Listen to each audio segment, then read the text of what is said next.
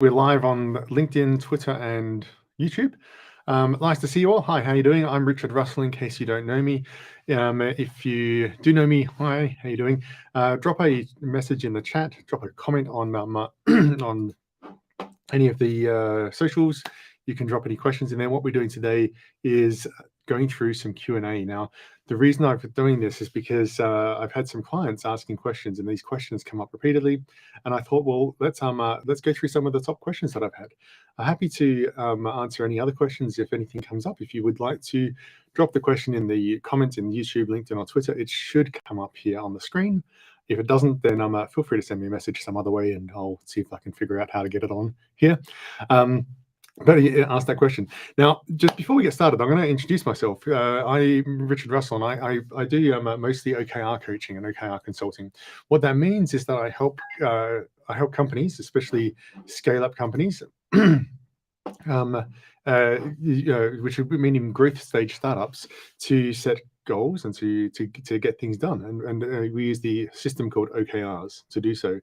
And the reason I do that is because OKRs seems to work quite well. It's developed at Google, developed at Intel originally, then adapted at Google into OKRs, popularized, and it's very common and well understood. It's also quite flexible, and it's based on sort of sensible leadership principles and ways of doing things that I think work really well. And so none of this stuff is actually that new. When we say it was developed at Intel and Google in the last 20, 30 years, yes, it kind of was, but at the same time, most of this stuff is fundamentally the same leadership principles that people have always used, just applied through a slightly sort of mechanized system, or a slightly sort of branded system. And so that's what I do. I teach the executive teams to do this. And what happens is they use this system to set goals and for the quarter. And I focus them on the discipline of communicating what are we trying to do and what does success look like, and then empowering their teams to do this work. So that's what I spend my time doing. In practice, this ends up quite a lot of strategy work, because to set the goals, you have to have a clear strategy. And then later on, it becomes a lot of execution work, because in order to get value out of having goals, you have to do some work on execution and actually how you are empowering teams, and how you're coaching, and how you're working with teams on a regular basis, how you're tracking progress, and how you're making sure that the regular weekly meetings are happening, and all that sort of stuff. So that's what I generally spend my time doing. I talk about growth companies and scale-ups. Obviously, right now there's economic changes afoot. There's sort of what would you say, problems, recessions, things like that. People are talking about those kinds of words, and many of my clients are not growing as fast as they were. However, the thing is that they're still generally growth companies, as in they're trying to grow. They're trying to find ways of growing. They're not yet at the scale they need to be sustained successes. So they're trying to grow, and frequently enough, they're not trying to grow through headcount. They have grown through headcount. They've raised money recently, but they're no longer trying to grow through growing headcount anymore, because people are hiring a few less people. Sometimes they are, which is fine. But what they're doing is trying to become more efficient. And how do I become more efficient with the people I have? I've just hired a whole bunch of people. We've gone from 10 people to 30 people to 50 people to 150 people. And we should be able to get more things done than we could. And how do we get more efficient with what we have?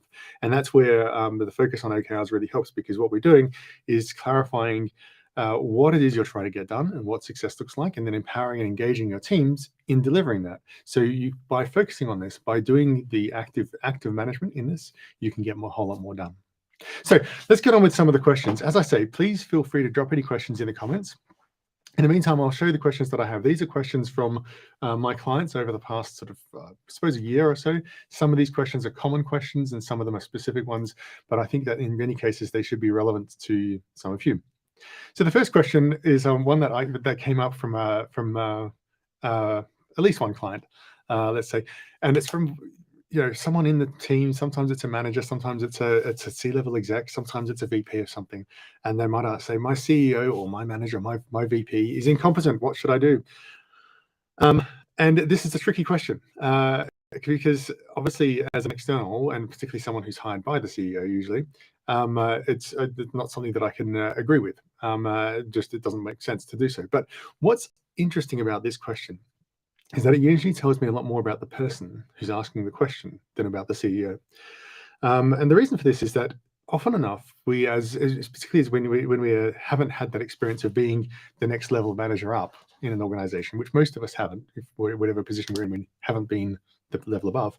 We're not always aware that there's a whole lot of other things going on and a whole lot of other priorities going on at that level that are causing some of the compromises we're not seeing. So my first response to this is she really incompetent? Like, is the CEO really that incompetent? Like, I mean, and to be honest, I don't want to have a deep conversation about this because it's not that helpful as a consultant. But generally, they're not. Generally, they're pretty good at what they're doing, and they have some levels of some things they're better at than others. But generally, the thing to do is to focus in on, well, what do we do to make this situation successful, given who they are? If we're reporting to the manager, we're not in a position to fire that manager. That doesn't make any sense. So that's part of our circumstances. That's part of where we are. What do we do to make this situation successful? Which doesn't mean how do we change our CEO, or how do we change our CEO's mind on something, or how do we, change the person, or change who they are, change their identity, or change how they work, or train them, or coach them. It means, what do I do in this situation, given my scope? What do I do in order to get things to work? And frequently enough, one of the areas that people struggle with their CEOs is often a real genuine criticism of the CEO, which is they want to do everything. They want all of the things. They want to have all of the things working at the same time, and they don't want to make any compromises or make decisions, and they can't clarify the strategy. So, by the way, if you can't hear me, please send me a message, because I think we should be able to hear me, but I'm not always 100% confident that you can actually hear me. So I'm just going to test this right now. Just make sure. Yes, you can. Okay, good. So, right, but basically,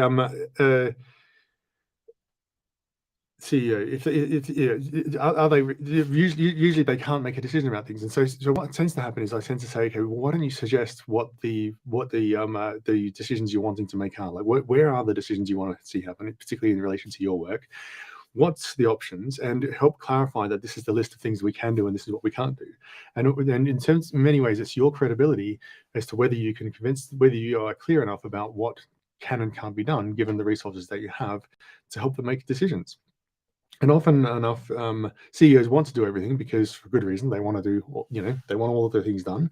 But they need to figure out, how do I understand what my capacity is, right? And how do I understand what I can get done, what I can't get done, and what the compromises really are. And that's where you, as an employee, as a person within this organization, need to help them, or help your management, to understand what trade-offs can I make, and what's the cost of making those trade-offs. If we try and do all these things, we'll get all of them done badly, right?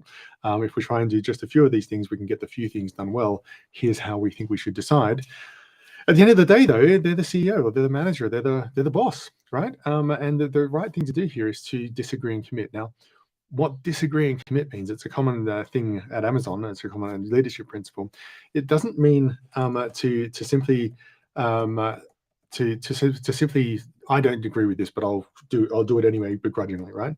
What it means is to be quite active and quite assertive in what you disagree with and why and how, to that person, with the decision makers, right? You don't want to be weak on this, but you also don't want to whinge to everybody else. You want to communicate to the decision maker, challenge the decisions. Even sometimes it's uncomfortable, but challenge them and be tenacious with this, and be clear about why, what are the reasons why, and what are the things not. At the same time, once you've gone through that process, and you have gone through a process, and you've expressed your concerns, and you've given them a good run, then the decision's been made, and you need to commit. And you need to not just commit as in, oh, okay, I'll do it. You need to go full on and commit to that, and actually get whatever it is done. Because here's the rub. If the CEO is making the wrong decision, say it's a strategy decision, and you think it's the wrong decision, you've tried to convince them, if they still insistent on doing whatever it is they want to do, you need to execute that as well as you possibly can, so that they can realize that the problem is with the decision, not with the execution, right? The only way they realize that is if they haven't been convinced by your persuasiveness, by the data you're presenting in the first place, by your argument. The only way they realize that is by seeing that it didn't work. But I trust that we've done actually the best thing we possibly can, because my team is excellent, and my team was committed, and my team was supportive, but we didn't get it done. we didn't get the results, and that means we need to change strategy. So we'll move on to the next question. I think I've talked too long on that one, but it's actually a tricky question. It's one that's come up a few times. So the next question I want us to talk about is something that comes up really commonly, really often, and it's how can I use OKRs to measure productivity objectively, right? And where this comes from is people wanting to look at their team and saying, I don't feel like I can assess the performance of my team or the individuals or the whole organization or whatever it is. I can't assess performance. And what I want is sort of a speed indicator, like a speedometer. That's what I'm trying to say. A speedometer. And I wanted to try and see what is it that I think people, are people performing the way I want them to perform? Like setting a sales quota. We have a sales quota of selling $1 million worth of product for the year, and if you don't hit that, then you don't get your bonus, and if you do hit that, you do get your bonus. Now, in sales, there's always the debate about, have we set the quota right? Is the target right? Is the incentive scheme right? Do we have it set correctly? And people will want to sandbag and push back and say, oh, 100 million is unrealistic, let's do 800,000, and then they hit $1 million anyway, and they get their bonus, so they get a big bonus, right?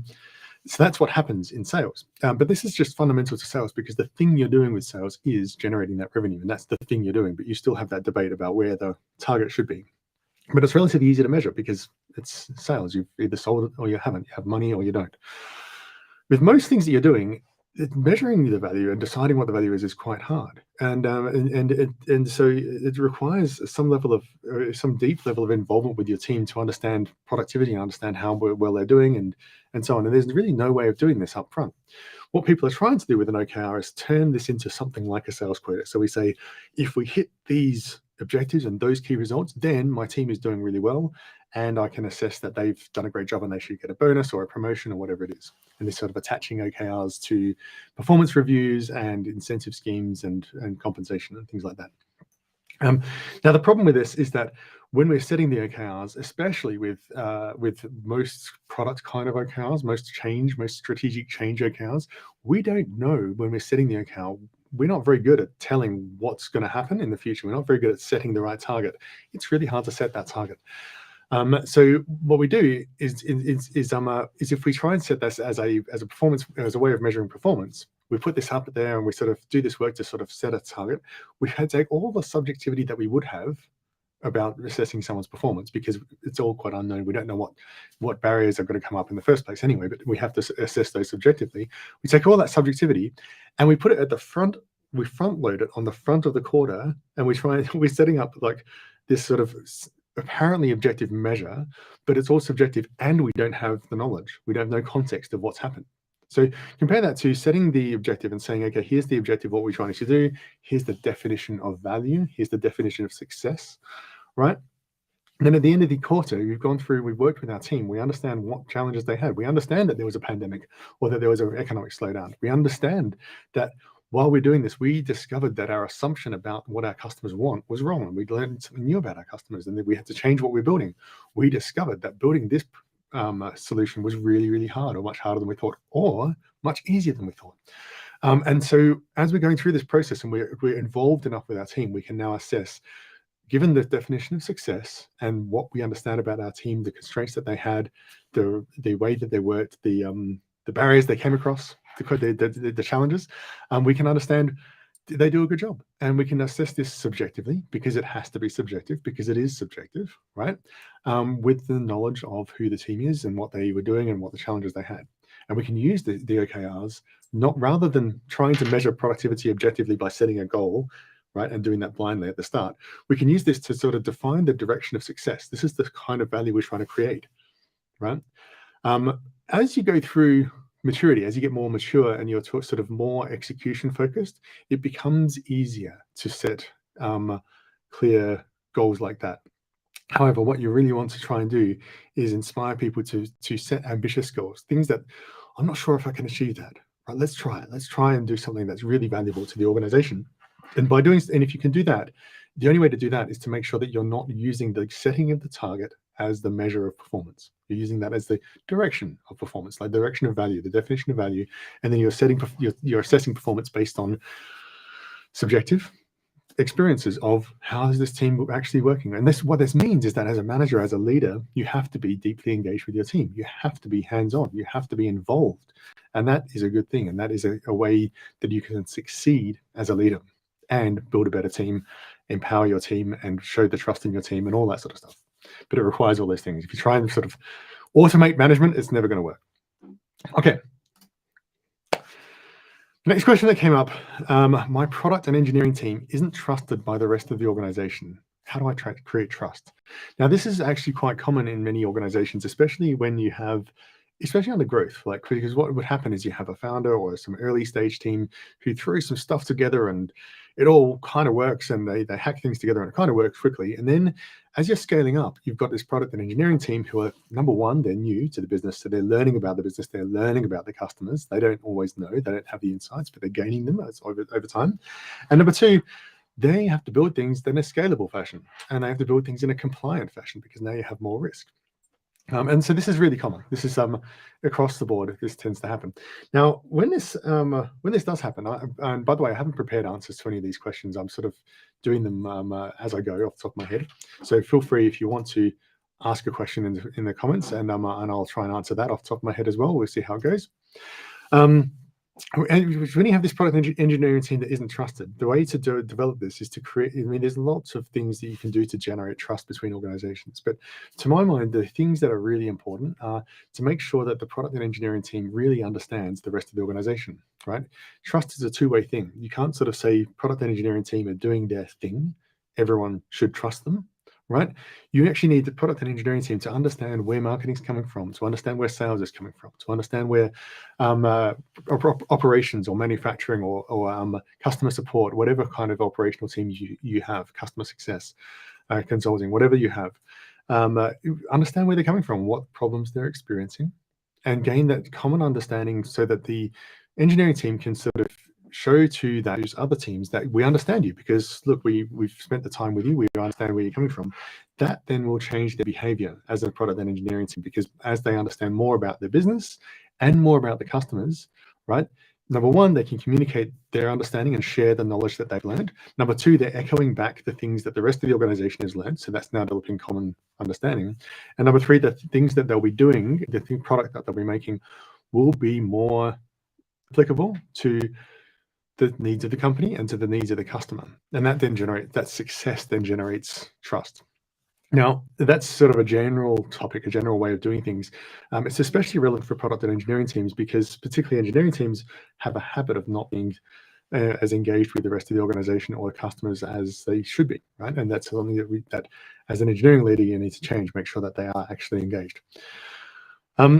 But beyond that, the next thing you can do is start to share not just your work, but not just what you're learning, but your actual work. Like, what are we doing here? What's our program? And start to take questions and have that interaction, so that interaction happens as well. So it becomes the other way around. It's not just you understanding them and the engineering teams understanding marketing and spending time with marketing to say what's happening and why is it working like this and why is that important?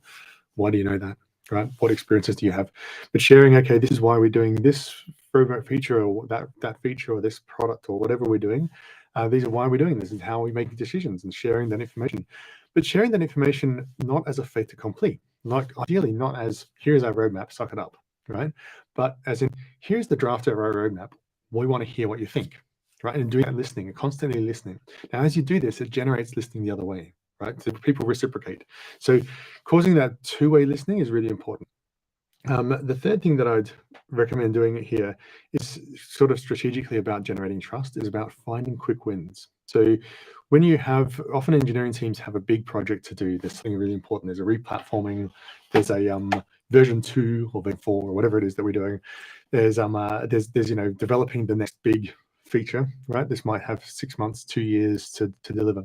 Now, one of the things that you can do that's really, really helpful is to find things that matter to the rest of the organization. That's why you have to do that listening first, right?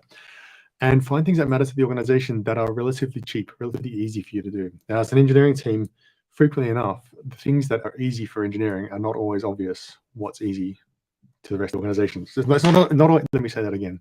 It's not always obvious to the rest of the organization that something is easy or hard for engineering. Like, people are just puzzled. Why is this so hard? And then sometimes you do think that was easy. That was much easier than I expected.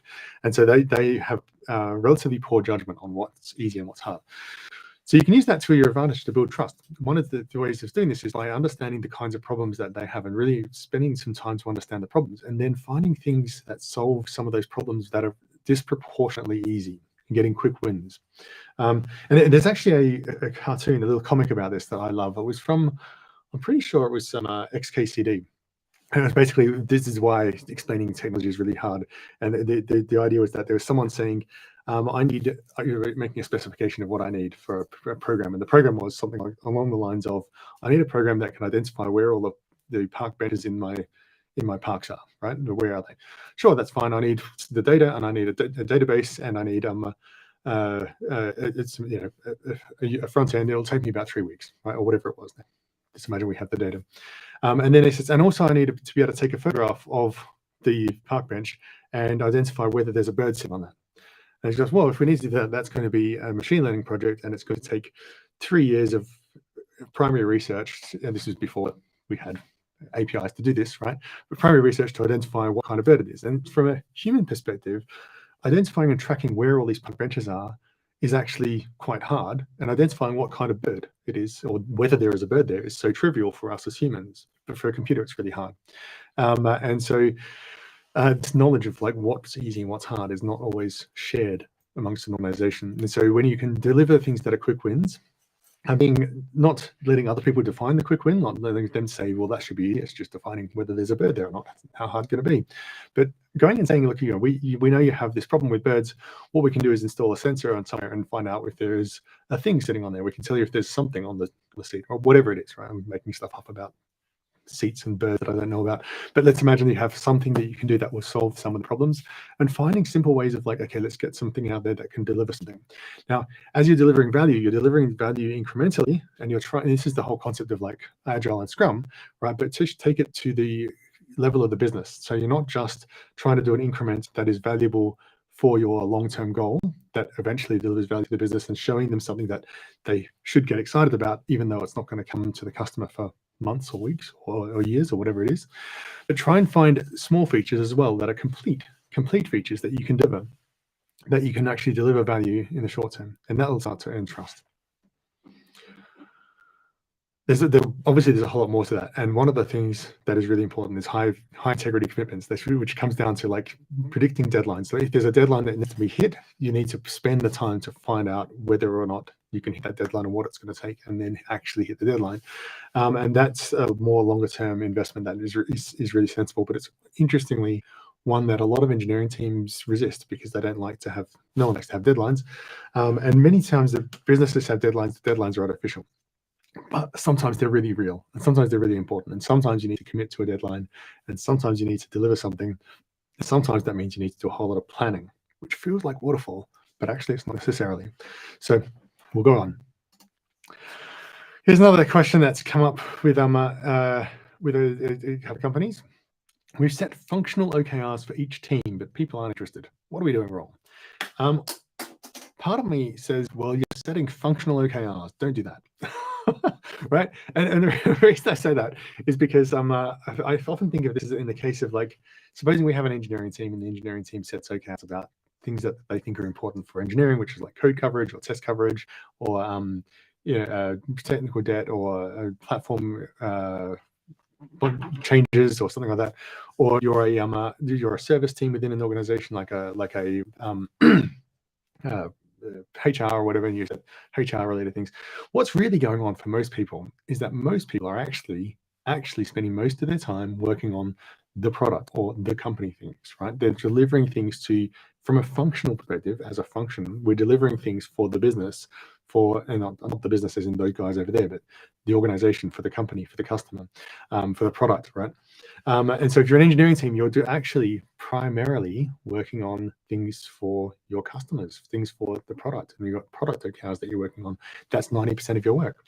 So you, instead of doing this, number one is focusing on the actual work that is really important to people. And if you have OKRs that people aren't interested in, then either one of two things is happening. Either the OKRs are wrong and that you haven't captured the things that are most important for this organization, and so you need to make sure you've got the right ones, or alternatively, you have the wrong people, and they're the kinds of people who are there because they think it might be fun to be doing some coding, and they like to do some fun code, or they like to do stuff that's they're not really interested in the customer need. Now, the solution to that is to get people to understand what the customer need is, what they think they're trying to do, and work on vision and communicating the customer problem that you have and helping them understand that. And often enough, that really comes down to getting people exposure to the customer's problems, like having them see this firsthand. Now, if this is an internal thing, you get them to work with the internal teams to see how that internal problem is evolving, what they need to do.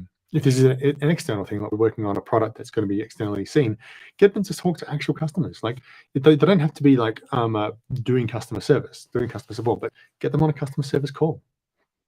Take them out on a marketing call or a sales call. Have them meet a customer. Have them see the problem and see the benefit that's created at the customer on the customer's premises. And people are naturally empathetic, even engineers, right? I've been an engineer, but people are naturally empathetic, right? And so they go out there and they'll start to see this, and then they start to connect, okay, the things that I'm doing, they start to connect that to solving customer problems and solving needs and delivering value for people. And that is for most people more exciting than the hobby side of things, right? Or the let's just do the work side of things. It's more interesting to do things that provide value to people, and most people are very keen on that. So that's the thing I would suggest, that, and if you can't do that, if you can't connect that, then either as a manager you're not succeeding in communicating about what the connection between the work and the value, the customer value or the customer problem, right? Or you've just got the wrong people and they need to go somewhere else, right? They just don't fit in with your mission and your goal and your vision and your strategy and your customer needs, right? If people aren't motivated, then you need to find someone else. Right? But in most cases, the problem here is actually that people are setting OKRs that are not that relevant to the customer need. So trying to have your OKRs focused around customer value as opposed to internal things, especially on the functional level. I would emphasize not to have an OKR set or an OKR per manager. Like OKRs should not follow your organizational chart. Never mind the organizational chart. Just because you're a manager doesn't mean you need an OKR. Right? Frequently enough, the OKRs that you and your team are actually delivering are someone else's OKRs, or led by the business unit or the product unit or whatever it is. You're actually delivering those. You may have some OKRs for your team that represent 5 to 10% of the work or 20% of the work that they're doing. That is important, and this might be improving our processes. That may be important, but it's really, really important to make sure that you're communicating to your team that the primary thing we're doing is delivering value to the customer, and here's where they are. So as a leader, a functional leader in an organization, part of the thing that you need to do is make sure you're communicating the real value, which is usually somewhere outside of your function, right? That's what functional usually means. It's like you're running a customer service team or an engineering team or a HR team or a legal team, right? And you're not primarily doing legal, like you're doing legal work, you're doing the legal work or the functional work for your organization, but the purpose is actually to deliver value to the organization and to the customer. So you need to make sure that that's the primary communication. So that's my take on this particular one here. Just to summarize this, by the way, if people aren't interested in the OKRs, usually it's either the wrong OKRs or they don't understand the customer need, the real need, or they're the wrong people. That's the three options here. Can OKRs work in a hybrid, remote, and in-person environment? So can OKRs work in a hybrid, in-person, remote environment? Yes, they can. The thing here is that OKRs can kind of work in any situation. The reason this is not because OKRs are magical, because they're not. At the end of the day, what we're doing is we're setting a limited number of objectives that we want to get done this quarter. We're setting a timeline this quarter. We're setting 1, 2, or 3 maximum objectives. You could go more if you want. You can break the rules. It's okay. But normally a small number of objectives you want to get done this quarter or get a lot of progress on this quarter. And then you're defining what success looks like for each of those objectives.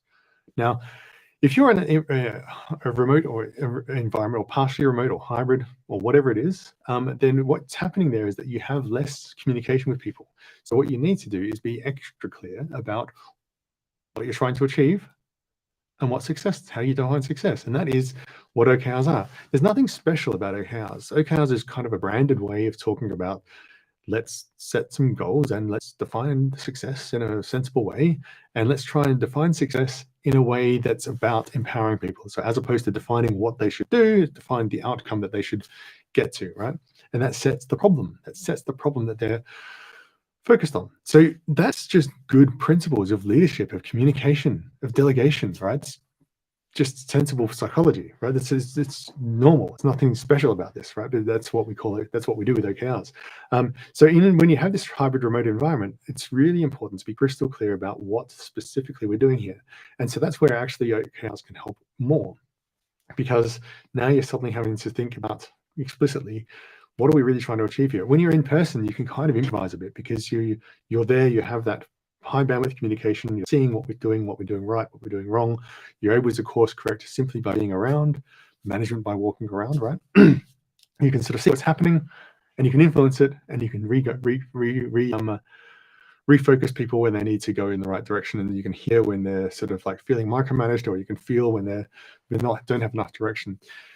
If you have people who are remote, then it's really important to spend more time with them to understand, to sort of put this. It's really important to put the work in to clarify what are we trying to achieve, and then have that as a regular sort of what's the word? Regular core of the communication. So we were talking about this. Remember, what are we trying to achieve? We're trying to achieve that. How are we doing with this? And ask those questions around, how are we doing with the plan? Do we have a plan?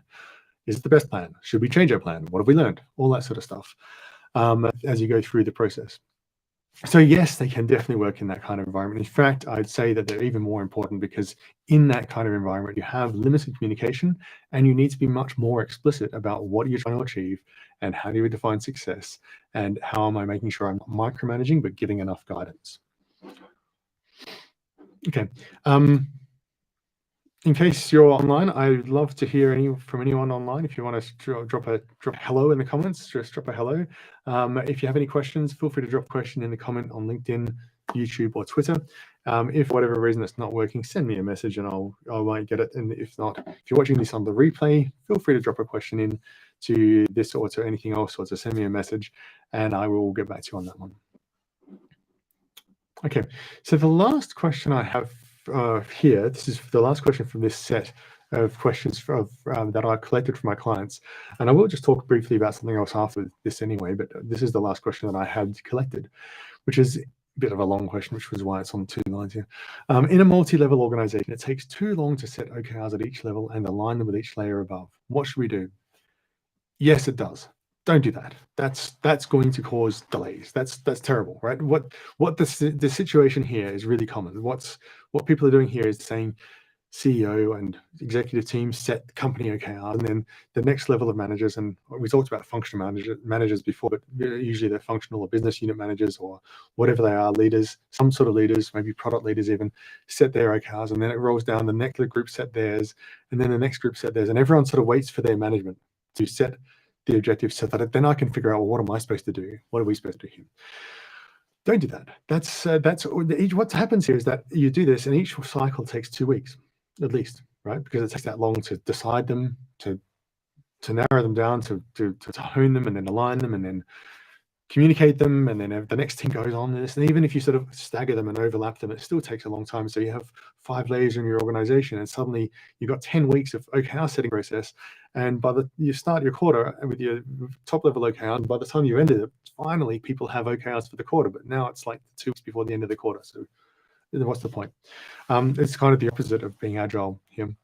What you need to do in this situation is, instead of doing this, number one, don't make your OKRs follow your org chart. It's not necessary. It's just needless.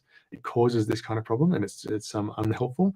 So only have OKRs where you need them. If a company sets company level OKRs, especially early in the process, when you're starting out with OKRs, just go with those and run with company OKRs. People should be able to see the company OKRs wherever they are in the organization, and management is there to interpret this into something, to help people interpret it into what they need. Now, there's some level of up and down communication that's always going to happen, right? And there's always going to be some ambiguity, and there's always going to be some mistakes and some overlaps and some misses. That's life. let's just get on with it, right? Just try and understand what the company's trying to achieve, and then use your nous about where you are in the organization to understand what you need to do. Now, as you evolve the organization, as you grow confidence with OKRs, you might need multiple sets of OKRs for a business unit, for a product, maybe for functions if you really want to have functional OKRs. You might need that, and that makes sense to do that. Like, most organizations do have that. I strongly recommend, by the way, not having individual OKRs, but if you want to, you might want to do that. But here's the thing. What you should do is get the top level OKRs, the top level sort of like communicating the strategy of the company. This is what we're trying to achieve this quarter. And now let's look from our perspective, wherever we are, wherever we think we want to have a set of OKRs in our product, in our function, in our business unit, whatever it is. Let's look at where we are in the organization and what it is that we do. What is our role in this organization? Once we know that, we should be able to set OKRs that are reasonably sensible. So we set the draft. We then communicate with our dependencies and with our value chain, right? And with our collaborators and with our stakeholders, right? We communicate with them. Here's our draft of where we want to go, get some input, and then set the final ones. And everyone's doing this at the same time. It's a little bit of chaos. It's a little bit of lots of communication happening here, but people will over time get a lot better at understanding what are we trying to achieve and how does this fit into the overall strategy and so on. What you need here is for managers, especially middle managers, but this is, by the way, middle managers are underrated, and middle managers are often bad, right? They're often deadwood, but good middle managers are massively underrated because they've got this middle manager sort of name, which is like got some bad blood associated with it. But middle management is really valuable because of exactly this. What's happening is senior management top is setting the direction, setting the strategy, consulting with everybody, right? Filtering things. Input gets synthesized. Oh, let's start that again. Input from the rest of the organization is synthesized through middle management to top management. It depends how big the organization is, to how many layers and how much work you need to do there. They synthesize this information, and top management sets strategy and sets the goals for the quarter and all that sort of stuff.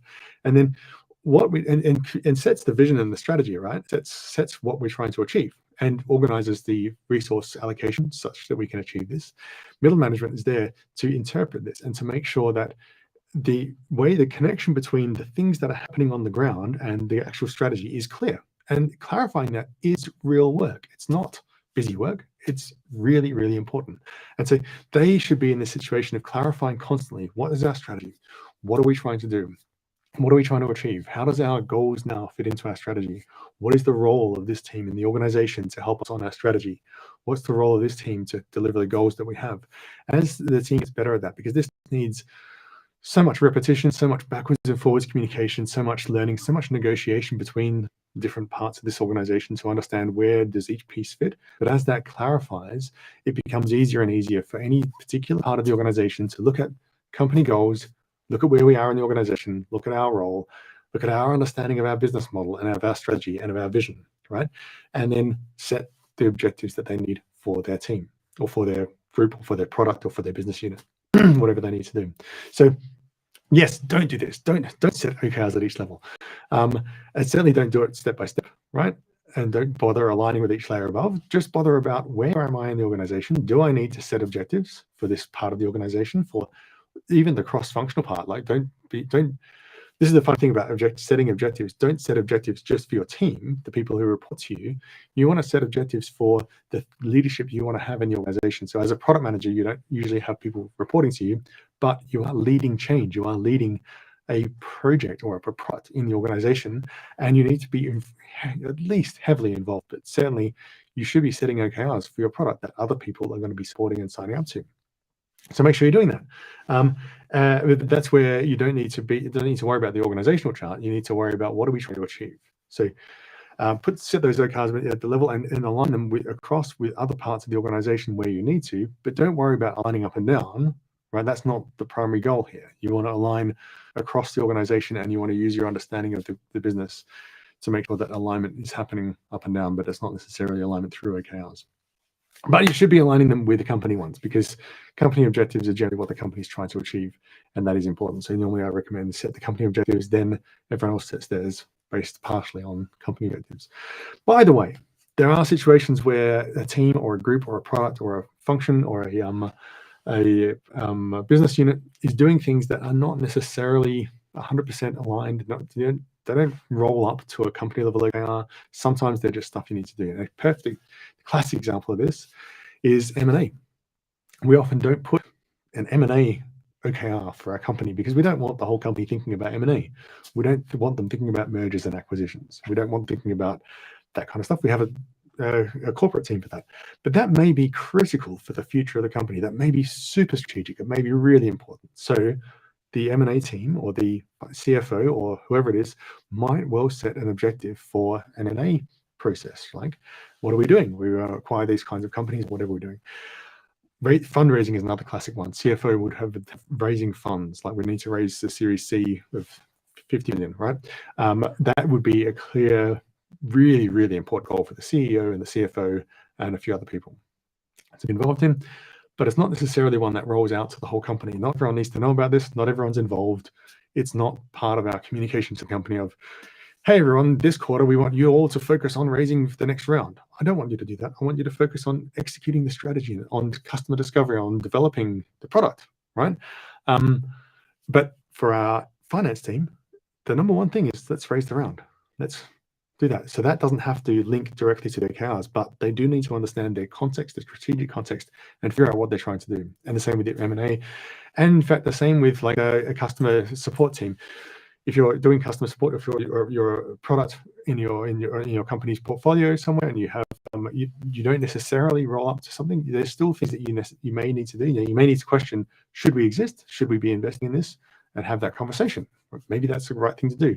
But often enough, you're just not in the top 3 priorities, but you still need to have them, right? And it's okay to be there. It's okay to have an objective to get things done, as long as it feeds into the success of the company and the strategy of the company. There are multiple points of leadership in an organization. CEOs and their C-suite needs to be providing the primary leadership, but they will also be doing things with KPI monitoring and business as usual and monitoring metrics on a weekly basis, all that sort of stuff. And out of that will come a whole lot of other work that isn't OKR related, but is really important. And many teams will have an OKR that are really important that they need to do. Okay, I've talked enough about that, so I'll hide that. That's basically the end of my prepared questions. I think it doesn't look like, so either no one's asked any questions, which is fine. Feel free to drop a question into the chat afterwards and I will find it later on. Or the connect questions didn't work. That's possible as well. So maybe I've got a bunch of questions I doubt, and I think that probably I've got a few people watching. Normally I have about 10 to 15 people watching. So hello everybody. If you have any questions, feel free to drop them later on.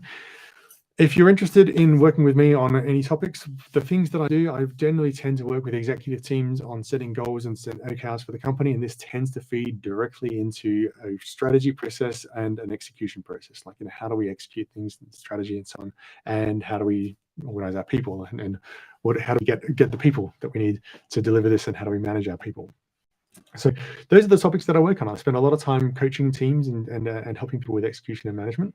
I do that. Executive teams are usually based on an OKR engagement, but I also do it with individuals, and I coach individual managers, directors, VPs, C-suite, and the CEOs. And so I'm happy to engage on that. Usually I work around the topic of OKRs. It's usually a good method, but I don't have to. And so many organizations they know what. They don't use OKRs, but they still need some coaching. So I'm happy to help with that. Feel free to get in contact if you would like to talk to me about any of these topics. And as I say, drop any questions you have into the chat. Thanks very much. Have a great day. Bye-bye.